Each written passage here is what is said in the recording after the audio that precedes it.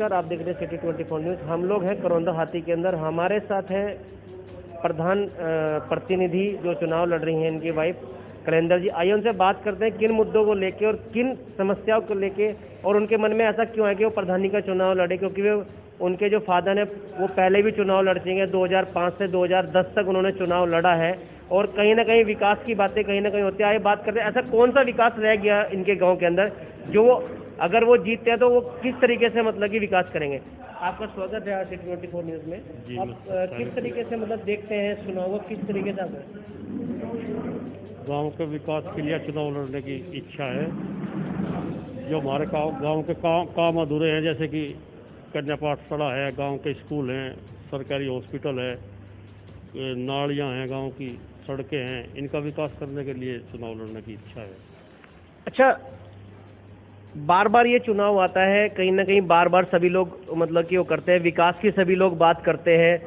क्या ये एक चुनावी स्टंट नहीं हो गया कि जब भी मतलब प्रधानी का चुनाव आएगा और प्रत्याशी चुनाव लड़ेंगे और विकास की बात करेंगे, और फिर जब जनता उनको कहीं ना कहीं भेजती है, कहीं ना कहीं उनको जीत के भेजती है एक उम्मीद के साथ, तो वो मतलब कि अपनी कार्य प्रणाली को क्यों भूल जाते हैं, उन बातों क्यों भूल जाते हैं कि विकास करना होता है। और आप किस तरीके से देखते हैं इस चीज़ को?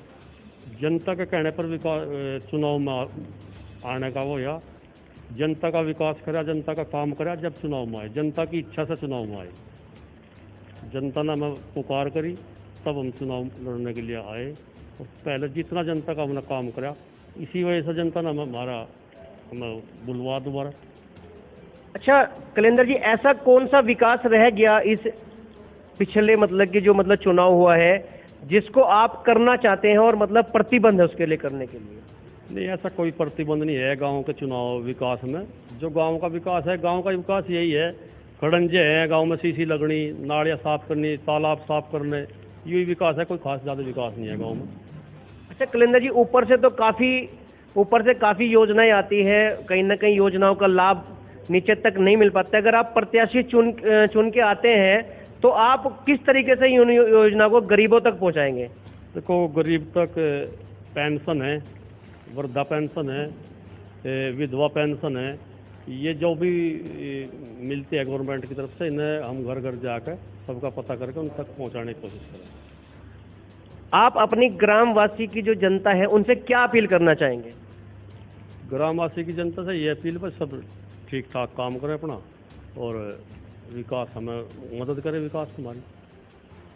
तो आपने देखा कि कलेंदर जी मतलब कि चुनाव लड़ने के लिए और विकास करने के लिए कहीं ना कहीं वो पूरा सहयोग करेंगे अगर वो जीत के आते हैं, और कहीं ना कहीं वो पुराने उनका तजुर्बा भी है क्योंकि वो 2005 से 2010 तक उनके फादर चुनाव लड़ चुके हैं। आइए उनके फादर जी से बात करते हैं, आखिरकार किस तरीके का मतलब वो रहा है और किस तरीके का मार्गदर्शन उनको मिल रहा है। नमस्कार जी, आपका नाम? ओमपाल जी। आप 2005 से 2010 तक आप लोग प्रधान रहे हैं जी। और आज आपके जो पुत्र है वो मतलब प्रत्याशी हैं। हाँ। आपका किस तरीके का मतलब कि मार्गदर्शन मिल रहा है उन लोगों को? मैंने पूरा विकास किया था गांव में, कोई भी केस मैं थाने में नहीं पहुंचने दिया।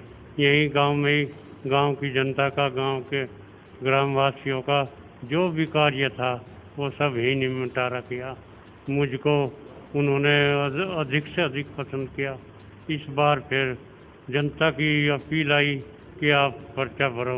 मेरे बच्चे ने, मेरे लड़के ने, मेरे घर वालों ने, सब ने कहा कि हम पर्चा भर देंगे। अच्छा, आप बुजुर्ग हैं, आप लोग समझते हैं, आप लोग पुराना टाइम देखा है, कहीं ना कहीं आपने समझा है।